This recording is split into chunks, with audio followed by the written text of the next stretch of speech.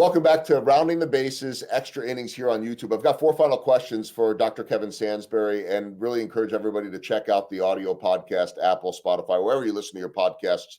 Just search for Rounding the Bases with Joel Goldberg. And it was a really fascinating podcast about leadership, toxic leadership, culture in the workplace, DEI. We covered a lot of ground in a short amount of time. So now I got the 4 final questions, kind of some fun ones. The first is this, that I found out, I think you probably passed it on in our questionnaire about something unique, that you have a little bit of an allergy issue. Oh, I told you that. I've never, ever seen a response like this before. So I'll out myself here.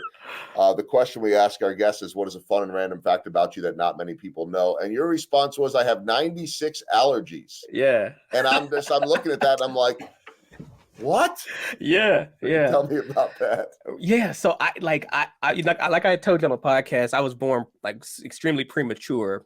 And we think some of it had to do with that, but like, yeah, I have 96 allergies. And the messed up thing is I didn't know I had these allergies till I was like 24 years old. So like, I was wondering, like, why can't I eat bananas? Like, what's up with this? Why does my chest feel like it's on fire when I'm eating bananas and, all this kind of stuff? Yeah. And so I have 96 allergies. I have learned I'm allergic to like everything outside, basically. I'm allergic to like a lot of fruit, a lot of beans, legumes, lots of stuff. Horses, dogs, cats, like all kinds of stuff. I mean, I have 96 things I can name, but like with that being said, the interesting thing, I have a disease called eosinophilic esophagitis, and basically what that is I have a allergy which causes my esophagus to shrink, kind of like anaphylactic shock, but not as fast. And when I was younger, when I found out I had disease, when doctors told me we had this disease or whatever, I would look up people on YouTube, and they were like literally like in bubbles. Like there was like a documentary called Bubble Boy, and he has like the same disease I got. So I was like, oh, so what's that mean? So I try to avoid the allergies as much as I can, and I take a lot of medicine. But yeah, that's something interesting that people wouldn't know about me because I don't have a bubble. I'm not walking around with a bubble. No, as you were saying it, I was like, man, you're like the boy in the bubble. That's exactly what I was thinking.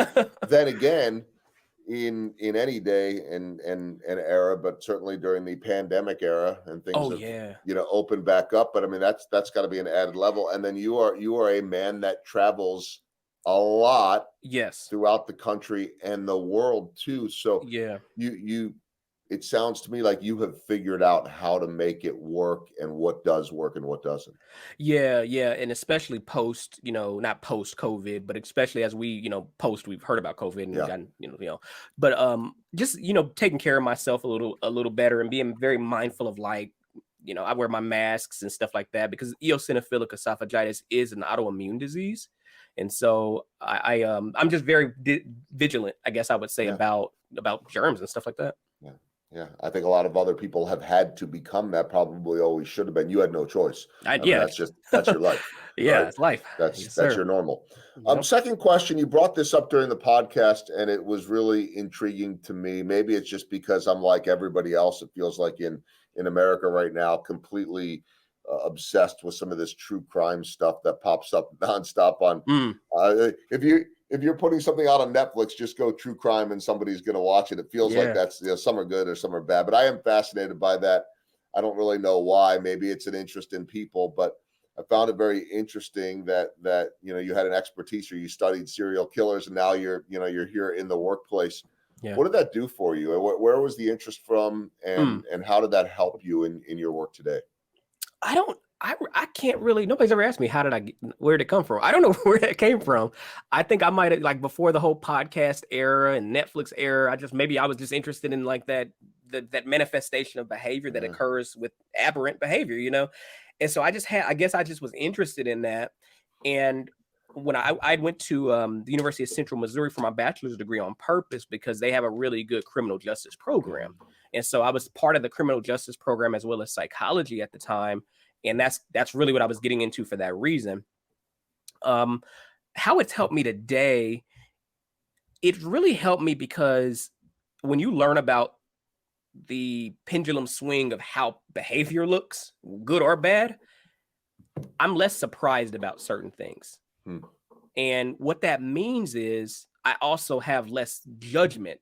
I can't say I have no judgment. Everybody has judgment, but I have less judgment as a practitioner as it relates to when I see people do things or hear people do things, because I am an expert in behavior and I do know the goods, the bads, and the uglies, or what have you, as it relates to how people show up depending on context.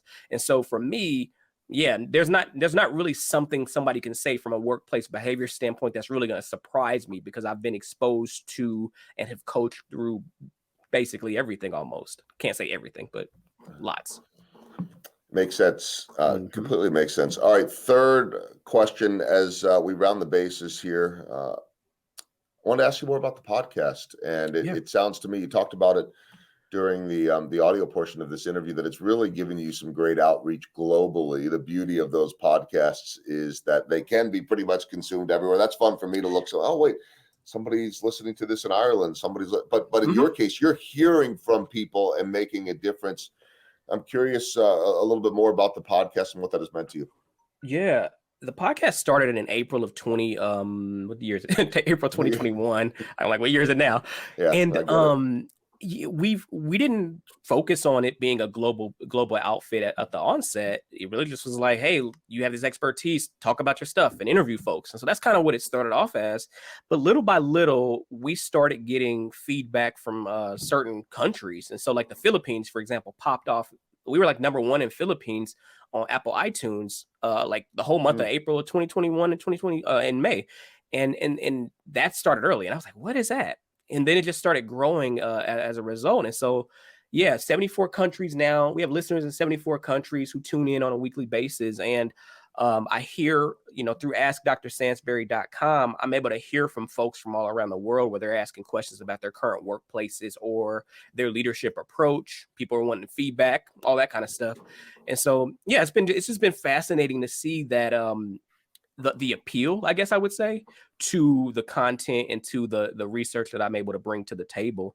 It's scary in a way, but it's also it's also positive. It's also warming my heart, I guess I would say, the fact that people are asking questions in a global sense, and we're not like being silent about it. Last question for you, our walk-off as we round the bases here on Extra Innings. And this is, again, I don't know if I'd call it a simple question or a complex question, but just from a starting standpoint, anyone that's listening, watching, that says, you know what, I want to be better. I want to be better in the workplace. I know it's much deeper than that. And you're talking about a culture, you're talking about teams, but we can get so close-minded in just our ways, whether it's the way that we were raised or you mentioned earlier that, we think we're right. And so how could someone start? Someone that's wanting to be better in the workplace, someone that is looking for less toxicity. We all want better. We all want to get along. I think we don't always know how to get there. Where can people start?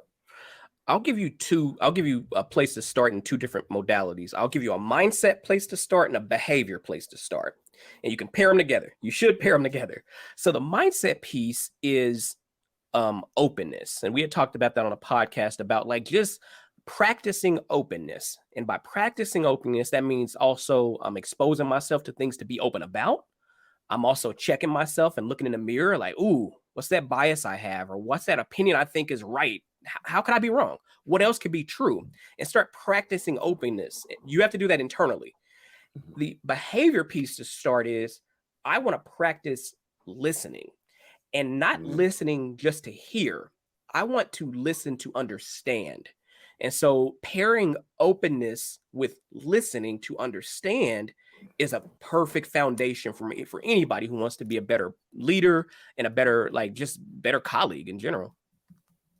Ooh, that is such good advice, because especially in this day and age, we all struggle to listen because we're so distracted by everything around us. Yeah.